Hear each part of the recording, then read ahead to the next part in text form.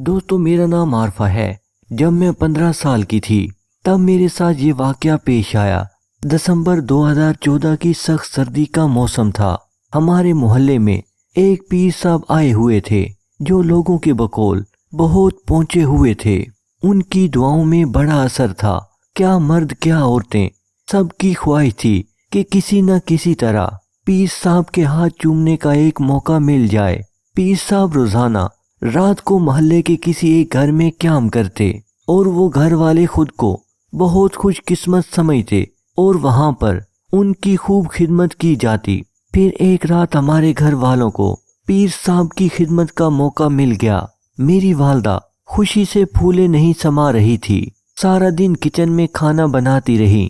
शाम होते ही पीर साहब हमारे घर पहुंच गए। मेरी वालदा और वाले ने मजेदार खानों से उनकी तवाज़ो की और कुछ नकदी भी पेश की, जिसे कबूल करके पीर साहब ने हाथ उठाकर दुआ मांगी और मेरी भोली भाली माँ उसी से निहाल हो गई।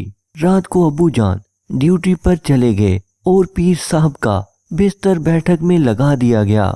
जब सोने का वक्त आया तो पीर साहब ने मेरी अम्मी से कहा, सोने से पहले मुझे टांग दबाने की आदत है वरना मुझे नींद नहीं आती। अम्मी ने झट से मुझे हुक्म जारी कर दिया कि प्यारी बेटी आरफा, बाबा जी की टांगें दबा दो, और खुद कमरे से बाहर निकल गई। अब मेरा कोई भाई तो था नहीं, इसीलिए ये इंतहाई अहम फरीजा मुझे सौंप दिया गया।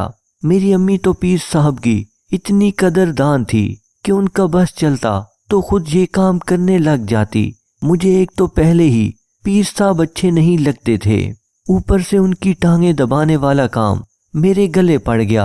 चारों नाचार मैं उनकी चारपाई पर बैठ गई और टांगें दबाने लग गई। थोड़ी देर बाद पीर साहब ने मेरा हाथ पकड़ा और कहने लगे, तुम्हारे हाथ ठंडे हैं, मैं गर्म कर देता हूँ। फिर उन्होंने मेरे दोनों हाथ पकड़कर दबाने शुरू कर दिए। मुझे बहुत उलझन महसूस होने लगी, लेकिन मैं खामोशी से उनके बिस्तर पर बैठी रही कि वो नाराज ना हो जाएं। फिर उनकी दस्तदराजियां बढ़ती चली गईं।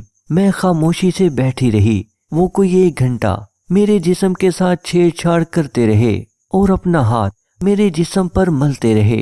जब उनका दिल पुर हो गया तो मुझे कहने लगे कि आप जाकर सो जाओ, बाकी कल रात दबाना। ये सुनकर मैं परेशान हो गई कि कल भी ये सब कुछ करना पड़ेगा। मैं खामोशी से जाकर अपने बिस्तर पर लेट गई। मेरे दिल में उस पीर साहब के लिए शदीद नफरत भर गई और मुझे पीर साहब का असली चेहरा पता चल गया, लेकिन मैं चाहकर भी किसी से कुछ नहीं कह सकती थी।